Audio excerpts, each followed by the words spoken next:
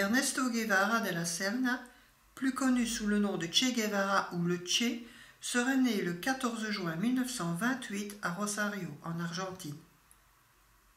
Beaucoup se souviennent du film de Walter Salles, Carnet de voyage, où alors qu'il est étudiant en médecine, Guevara voyage à moto à travers l'Amérique latine.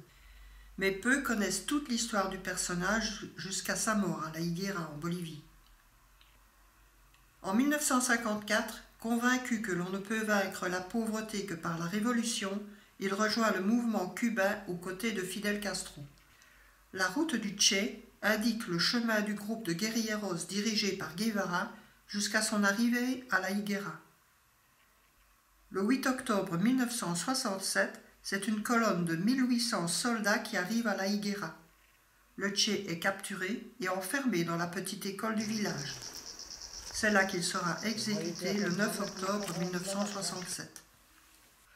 Après sa mort, Che Guevara deviendra une icône pour les mouvements révolutionnaires, adoré par certains, détesté par d'autres. Beaucoup de controverses entre historiens existent à cause de témoignages d'exécutions d'innocents tout au long de sa carrière.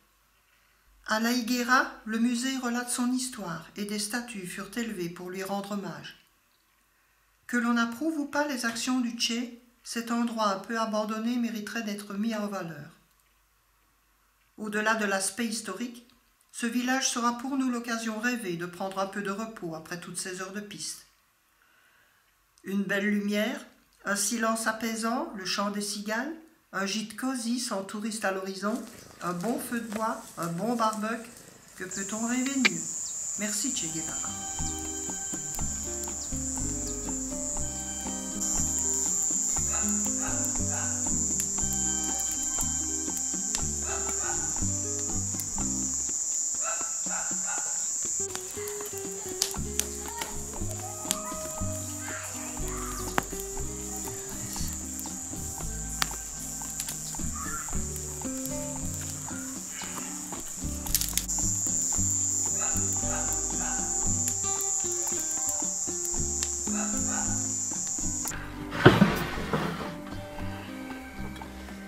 Ça c'est... alors... j'ai pas vu là... ah voilà. Et tu arrives à passer entre, tu vois. Voilà. Eh, voilà, Ok. c'est bon, ça. C'est pas bon? Si, c'est bon. Ah.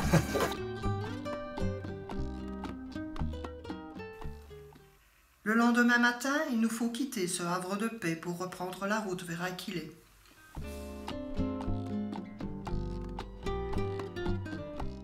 Aquilé est une petite ville du département de Cochabamba. Elle est située à 96 km au nord de Sucre.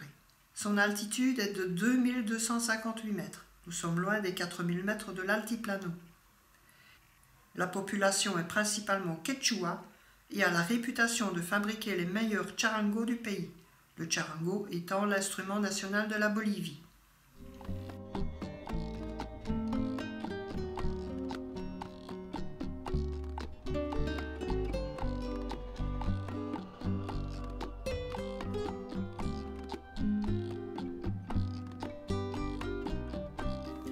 La route nous conduit maintenant vers le parc de Toro Toro, célèbre pour ses cavernes, ses grottes, ses falaises et ses traces de dinosaures.